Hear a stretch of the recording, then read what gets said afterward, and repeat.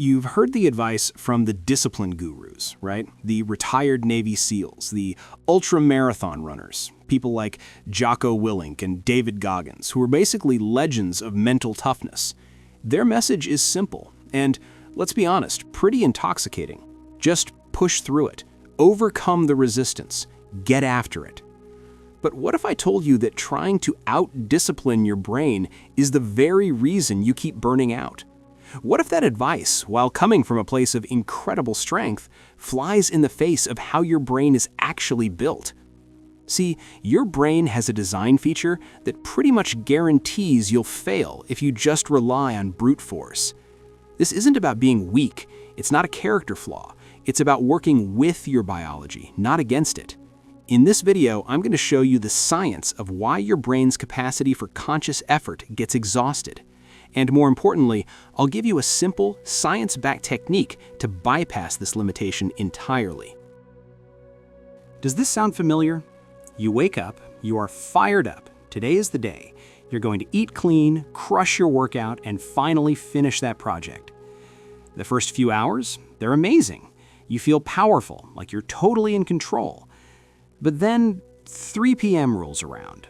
A coworker offers you a cookie. You just got out of a stressful meeting. You're tired.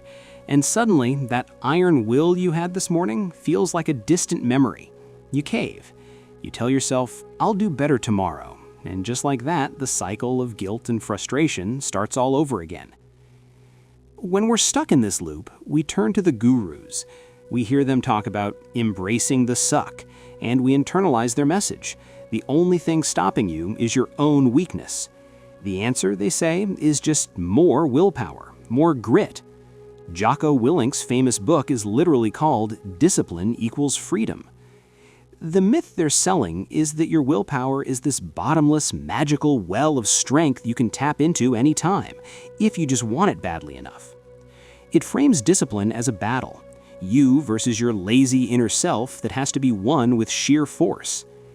But what if that's like telling someone to lift 1,000 pounds by just trying harder? It completely ignores the limits of the equipment you're working with. And in this case, that equipment is your brain. And the science shows it has a very real, very predictable limit to the amount of effort it can handle. To understand why brute force is a losing game, you need to meet the leadership team inside your head. First, you have the CEO of your brain, the prefrontal cortex, or PFC. It's the part of your brain right behind your forehead, and it's in charge of all the hard stuff, long-term planning, complex decisions, and most importantly, impulse control. Think of your PFC as a brilliant, hard-working manager who starts each day with a limited budget of energy. Every time you make a tough decision or resist a temptation, you're spending some of that budget. This is often called decision fatigue or cognitive load. While your CEO is busy managing everything, 2 other much older parts of your brain are running on a totally different system. First, you have the limbic system, which you can think of as the toddler brain. This system runs on pure emotion and impulse. It couldn't care less about your 5-year plan. It wants what it wants, and it wants it now. Pleasure, comfort, safety. It's the part of you that throws a tantrum for the cookie, the nap, or the little dopamine hit from a phone notification. Second, you have the basal ganglia, which we can call the autopilot. Imagine this as the computer system running in the background of a car. Its whole job is to automate everything it can, engine timing, air conditioning, the radio, to save fuel and let the driver focus on the road. Your basal ganglia does the same for your brain, turning your repeated actions into unconscious habits to save mental energy. Brushing your teeth, driving to work, you don't think about these. Your autopilot runs them for you. It loves routine and hates new, difficult tasks. So, you see the problem? When you try to use brute force discipline, you're pitting the easily fatigued CEO, your PFC, against an impulsive toddler, the limbic system, and a stubborn autopilot that refuses to change its programming. It's like the manager is trying to hold a serious budget meeting while a toddler is screaming for ice cream and the building's automated systems keep shutting the lights off.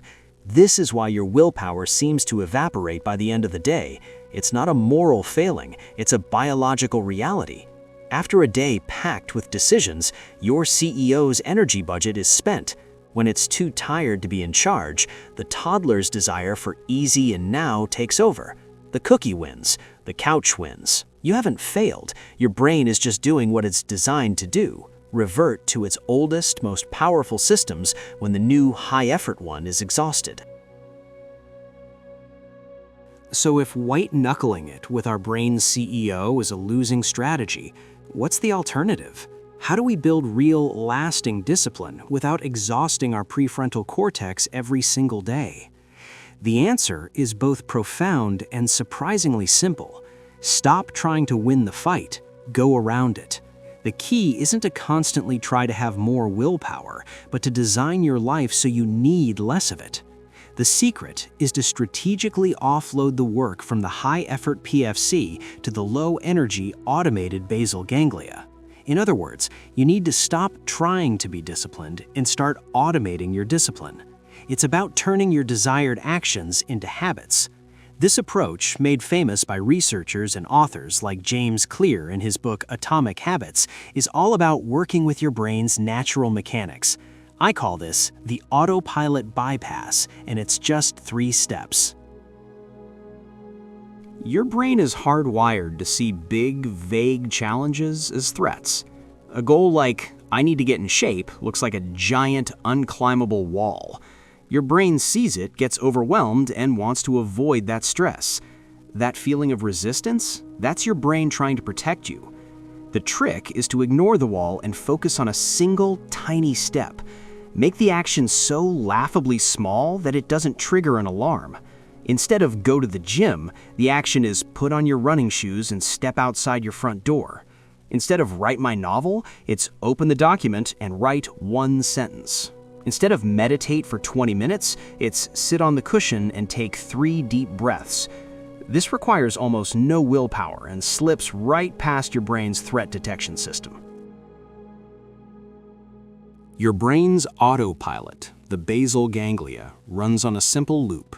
Cue, routine, reward. To build a new habit, you can't wait for motivation to show up. You have to create a physical, unmissable cue. Think of it like setting up a line of dominoes.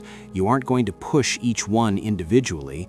Your only job is to tip the first one. This is environment design, making the good choice the easy choice. Don't just decide to go to the gym tomorrow. Lay out your gym clothes, shoes, and water bottle. That pile of clothes is the first domino. Don't just hope you'll practice guitar. Put it on a stand in your living room. The instrument itself is the first domino. Don't just plan to read more. Put a book on your pillow. You literally have to touch it to go to sleep. When you engineer the cue, the right action becomes the path of least resistance. This is the step that seals the deal. Your basal ganglia learns what's worth repeating based on one simple thing, a hit of the neurotransmitter, dopamine. The problem is, most good habits have delayed rewards. Your toddler brain doesn't care about the future, it wants its treat now. So you have to give it one. You have to train your brain like a puppy. You don't promise a dog a biscuit next week for doing a trick today. You give it to him right away. Maybe you listen to your favorite podcast, but only while you're on your daily walk. You can have that amazing cup of coffee, but only after you've written your 1 sentence. You get to watch an episode of that show you love, but only after you've done 15 minutes of language practice. This immediate reward sends a signal to your brain, hey, that thing we just did? That was great. Let's do it again. This is the feedback loop that reprograms the autopilot. Let's look at a common goal, meditating for 15 minutes every morning. First, the guru way, the hard way. You wake up, you think, I have to meditate. Discipline equals freedom. You're sending your tired PFC into a wrestling match with your brain's desire for ease. You force yourself to sit there, battling a racing mind for 15 minutes. It feels draining. The next day, the mental barrier is even higher because your brain now associates meditation with a painful fight. Now, the autopilot bypass method, the smart way. You apply the 3 steps to teach your autopilot a new routine. Micro-action. Your goal isn't meditate for 15 minutes, it's sit on my meditation cushion and open my meditation app. That's the win. Engineered cue. The night before, you place your meditation cushion right next to your bed. It's the first thing you see. It's the first domino. Attached reward. You make a rule: no first sip of that delicious hot coffee until after you've sat on the cushion and meditated for just 1 minute. You're giving the puppy a treat. Here's what happens. You wake up, you see the cushion. Cue. You sit down and open the app. Micro-action.